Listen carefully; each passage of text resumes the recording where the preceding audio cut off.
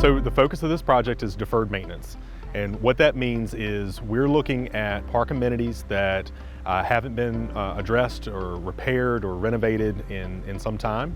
So we're not necessarily building new amenities or adding to the park system, but rather we're taking, say, a tennis court or a basketball court, and we're fixing the cracks in the court, or perhaps redeveloping it into something completely different. So it may not be a tennis court when it's all said and done. It could be a futsal court or a pickleball court or anything like that. So it really is about putting in the necessary repairs to our park system.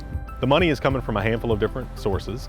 It's coming from a group of unspent capital funds that we've had over the last couple years, as well as about $1.5 million from surplus in last fiscal year.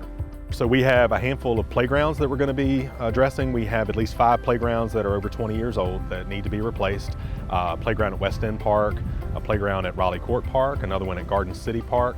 We're also doing some improvements to our hard court surfaces, as I mentioned before, things like basketball courts and tennis courts.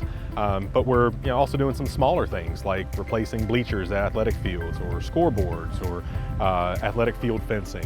So it really runs the gamut of traditional park amenities that you see in our park system. Well, through the course of the pandemic, our parks saw unprecedented use, and folks have really shown how much they appreciate the services that we provide, and we want to make sure that we're providing the best possible amenities that we can.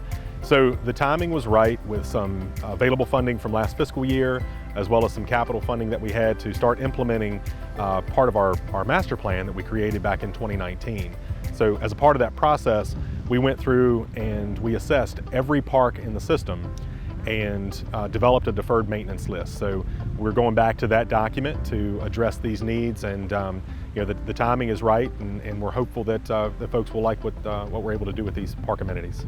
We have a mission to build a welcoming community through play, and our vision is to be the reason people choose Roanoke.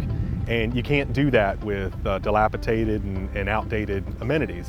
So if we're going to work towards achieving that mission and vision, we have to reinvest in our infrastructure, and this gets us to where we want to be, and that ultimately makes Roanoke more livable.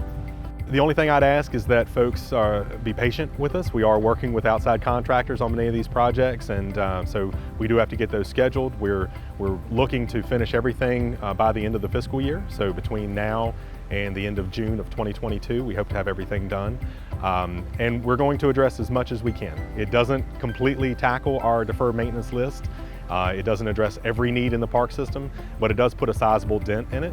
And so we ask folks to be patient with us as we work through it. Visit playroanoke.com and scroll about halfway down the page, and there's a section there for park projects.